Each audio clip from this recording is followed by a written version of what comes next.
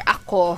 Si Chooks yun, Si di ba? Chooks, Grabe yes. talaga si Chooks Cancer ako. And Pinangatawanan. syempre, para naman sa Azure Dragons, si Khalid, sumpak para kay Khalid, Drogi sa kanyang Guinevere, Saint TV sa kanyang Damus, H2O sa Brody, and syempre, Nakil sa kanyang Kufra.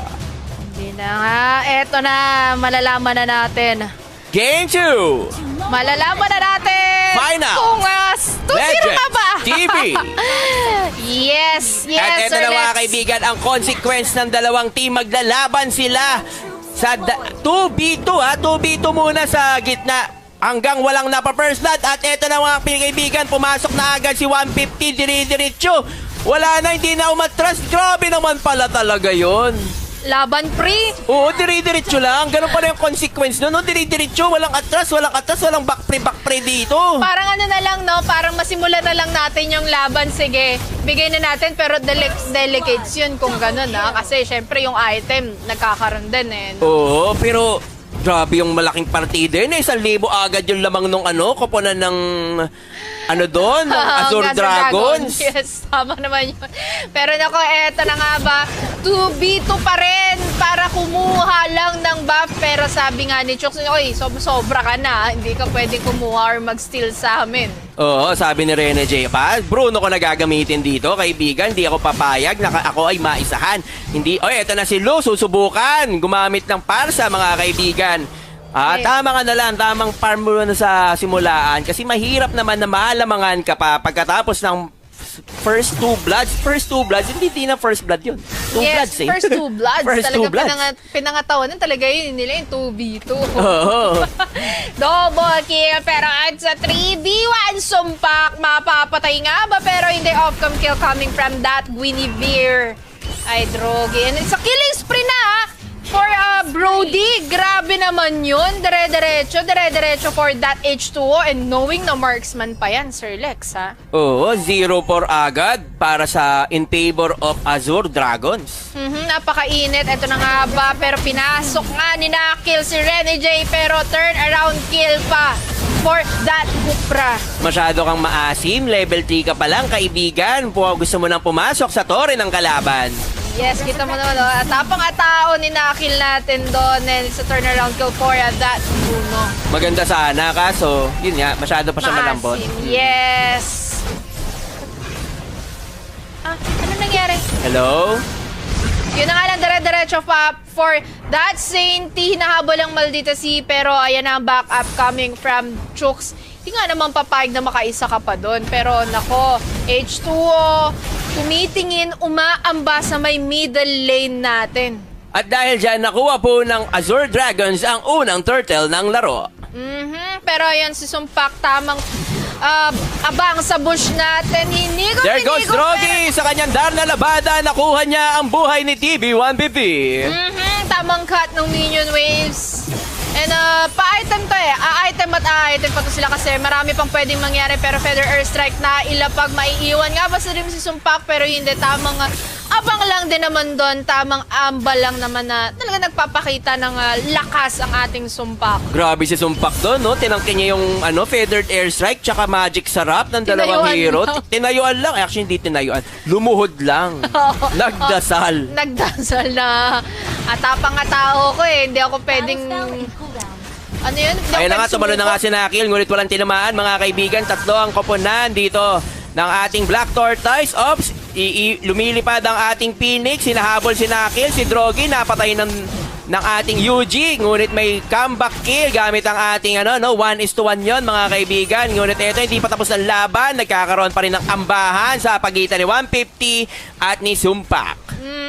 Tama naman yon, Sir Lex. Pero doon sa may taas, sanita na ilapag ni Chooks, namatay si Tam sa kamay ni X-Borg, and I think kuha ng objectives doon sa may bottom lane natin.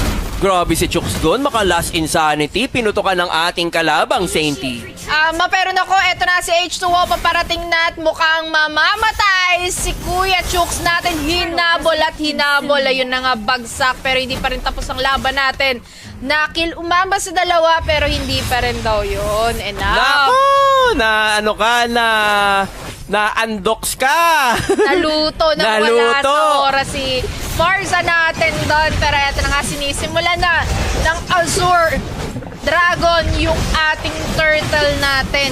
Objectives na naman yun. When it comes to kills, lamang talaga yung Azure Dragon. Yes, yung sa Goldic pwede pa eh. Kaya pa talagang humabol. Ngayon grabe, no? Ano na? 5,000 na halos ng lamang. Ay, hindi, 3,000 ng lamang ng Azure Dragon sa Black Tortoise sa first 5 minutes ng laro. Nakita mo naman yung patience na ginagawa ngayon ng Azure Dragon. Iba yung gusto nilang ipakita na parang gigil na gusto nang tapusin. Yung pagiging aggressive nila na andun, no? Diba, Sir Lex? Oo. Talagang umaamba sila, pinapasok na sa mismong base nila. Oo, at ito, magkakaroon ata ng contest sa Blue Buff. Ito si H2O, susubok, ngunit hindi niya napatay po, no? Hindi niya napatay ang gusto niyang makuhang buff. Pero si Nakil mukhang papasok mula sa kalikuran. Nahuli po si Wala. Wala pong nahuli. Siya po pala ang nahuli. There goes sa Feather Airstrike. Tumalon po si Doggy. Walang tinamaan, mga kaibigan. Si TB115, hindi na makakatakas. Napatay po siya ni Rene, ni Saint T. Oh, Last Insanity, binagsak doon. Pero mega kill pa rin para sa isang X-Borg natin. Dire-diretso pa rin ang laban. Ng flicker out nga naman, pero nahuli pa rin ng isang Guinevere natin. Tuloy ang mainit na bakbakan. At ayan na nga, tingnan nyo pa si, ganda ng pagkakapasok ni Nakil, kaso walang tinamaan. Pero ayan mga kaibigan, na reverse kill siya. At ito si Cancer ako. Sumubok mag-Last Insanity, ngunit wala tinamaan mga kaibigan. Walang napatay. Si H2O ang tatapos. H2O on his Brody is already on a 4-0-4. Talagang magandang simulain ito para sa core ng Azure Dragons. Knowing na si H2O pa yung gumagamit, ha? Oo. Pero, dapat pinagtangkin nila si H2O. Maiba naman. Pero sumpa, kinahabol sa Renny J. Pero yan na ang backup coming from that Black Tortoise. Pero nasitan pa nga ata Last Insanity, binagsak na naman. Pero walang casualties na nangyari. Kay Bruno pa rin ang kills. Feather Airstrike na ilapag. Shutdown! Double kill and unstoppable for that Brody. Diretso ang laban. Triple kill pa yun. Palitan. 3 laban sa 2. Grabe si doon, si H2O. Isa na lang siya, ginabol pa niya yung 3. Parang may gusto siyang patunayan. Sainty na lang ang natitira ngayon sa Azure Dragon. Feeling ko yung sinasabi ni Sir Lex, may bawi ngayon yung Black Tortoise. Oo, yung Black Tortoise. Baka Rene J to. Baka Rene J to. Wow, baka Rene J to. At eto na nga, ganun po kalakas ng baka Rene J to. Sinolo niya yung turtle. Ang lupit talaga ni Rene J. Knowing na Bruno pa si Rene J, so... Naka-triple K, malaki yung bawi niya doon. Kasi tingnan mo dito, pinakita 5-2 na yung pera niya. Yung Brody, 5-8, onti na lang yung lamang, 600 na lang. konting kembot na lang na andon na eh. Meron na din siyang core item. Actually, pabuo na siya ng pangalawang core item niya, pero naku, mali ata yung abang ng Ate Lu natin doon na napatay ni Sumpak. Pero there goes the implosion. Dalawang nahuli ni TB150. Mukhang dalawa. Ang ganda ng pagkakaset niya doon, mga kaibigan. Ito with the follow-up of UG. Magic sarap. Papapatay ba? Grabe naman si Ren. Baka Rene J to. Baka Rene J to. Ito pa nga, hindi ka pa rin tatakas. Double kill for that Rene J. Ang sakit na. Ang sakit na. I think endless battle Sakit na? yung Sakit gustong na, no? gawin ni Bruno. Sakit sa puso. Lalo na sinisipa ka ng ganyan. Sakit sa puso yan. Yung tama ng bola nun, masakit yun. Oo. At eto si Drogy, susubukan niya atang pitasin si Chooks. At eto, tatalon, ngunit hindi tumama. Chooks, ni Last Insanity si Drogy, ngunit puputokan pa niya. Boom! Mukhang mamamatay si Drogy. 1v1! Walang pro-pro dito. Baka Chooks TV to. Pero kita mo yung damage, Sir Lex, ni Bruno. Halos saglitin niya lang si Sumpak doon. Di ba walang magawa kundi mag-back na lang ako, pero H2O namamatay sa dalawang Black Tortoise. Nako, pero buhay pa rin. Hindi. 3 na kami. 3 na kami. Walang malakas sa 3. Eto na, dire-diretso. Muntik pa niya mapatay si Yuji, oh. Pero Ang nandun ganda ng set nandun si 150. nandun si TB150 May follow up.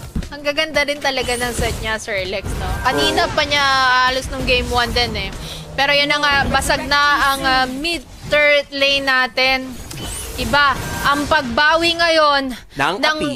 Ay, iba na Bawi to. ang bawi ng api na naman Kinakabahan ako kay Rene J. Oo. Kasi Bruno yan eh. Baka Rene J talaga to, di ba? Eto, grabe si Ludo na. Talagang Feather nananakit na ang feather airstrike niya. Medyo ayun na nga, sinusubukan ni Sumpak. Hatiin.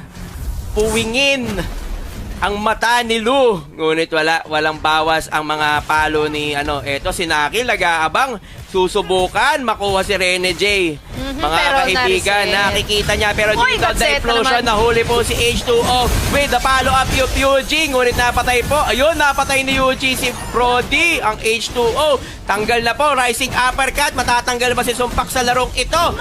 Monster kill na para kay Rene J to. Pero yun na nga sinisimula na ang ating Lord and for sure mahihirapan si Nakil makakontesto pero tingnan natin baka may himalang nangyari pero late ang Nakil natin and maiiwan ka na naman dyan mag-isa. Dire-diretso ang tanong, mapapatay nga ba pero hindi, kuha na lang rin kami ng objectives dito sa may top lane pero off-cam kill coming from that thumbs. Iba Grabe, napatay ngayon niya si Chooks dun ha. binaliktad ng Black Tortoise yung larong to. Oo, Aminay, sila na ngayon yung lamang. pero Partida ganda pa ng yung set kanina. doon. Oy, grabe yung talo ni Drogi doon. Kaso, yun lang. May May- follow-up ni Lu, no? Wala siyang magagawa doon. Talo na. O, yun na nga. Sinubukan ni Sumpak hulihin to si Rene J, pero hindi. There goes na Sipa. May dash pass. Papatayin ka ngayon. Sumpak, Hindi. manianigang yung napasukan. Si Nakil pumunta sa likuran. Ngunit wala na. Mukhang eto. Humawi pa. Wala na talaga. 4 laban sa isa. May kasama pang Lord. Mukhang dito na matatapos ang laban, mga Wow, kaibigan. pwede. 1-1 na. Mukhang eto na ang pagbawi ng Black Tortoise. Killing spree for the Chang'e and tinapos ng Black Tortoise yung pangalawang laban natin. 1-1! Wala eh. Baka Rene J to. At dahil dyan, guys, we are going to Game 3. At eto na nga po, pakinggan natin ang tastukan ng bawat team. Bonggol, yes, bonggol.